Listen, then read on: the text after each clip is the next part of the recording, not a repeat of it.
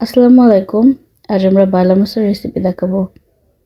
Online থেকে order দিলে যা হয়, অনলাইনে দেখা গিয়েছে অনেক বড় বড় মাছ, বাট বাসায় আনার পরে সাইজগুলো কী অবস্থা।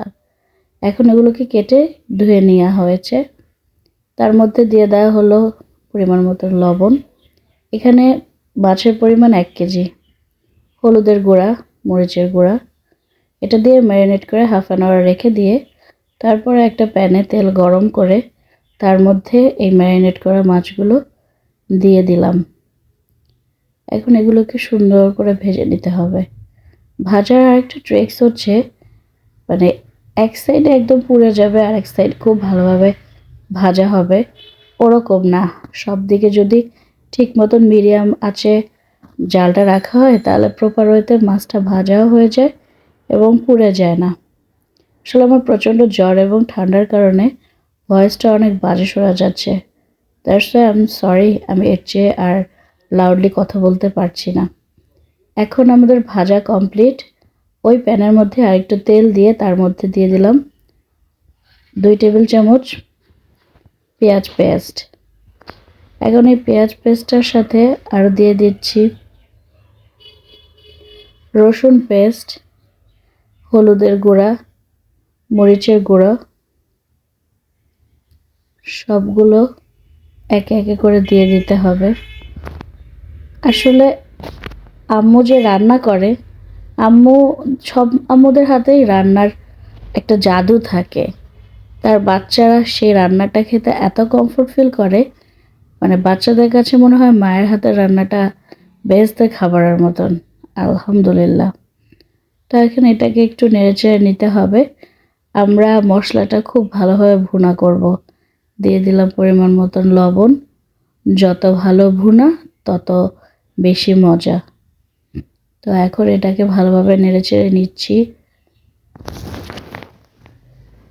অতিরিক্ত পরিমাণে ঝাল আমরা আসলে খাই না।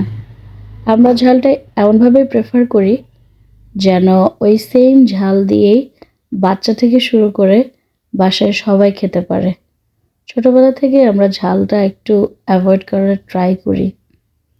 তারপর দিয়ে দিলাম তেজপাতা। এখন এটাকে ভালো করে প্রসেস করে নিচ্ছি।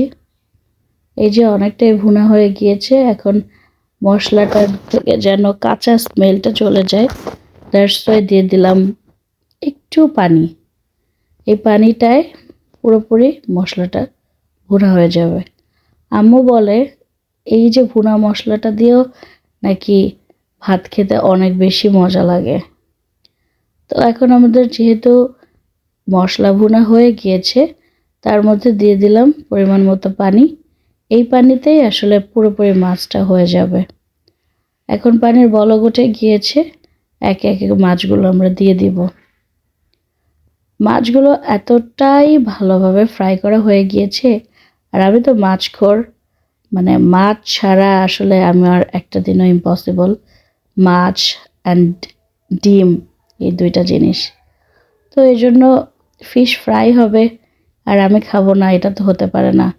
দ্যাটস ওয়াই আম্মু ফিশ অনেক ভালোভাবেই ফ্রাই করে, যেন তার বাসার বিড়াল, ছোট যে বিড়ালটা, সেই বিড়ালটা খুব ভালোভাবে মাছগুলো খেতে পারে। তো এখন একে একে মাছগুলো দিয়ে দেওয়া হলো। এই যে দেখুন, মাছ দেয়া কমপ্লিট। এরকম একটা কালার চলে আসছে। কালারটা দেখেই লোভ লাগছে, তাই না? আমার লাগছে।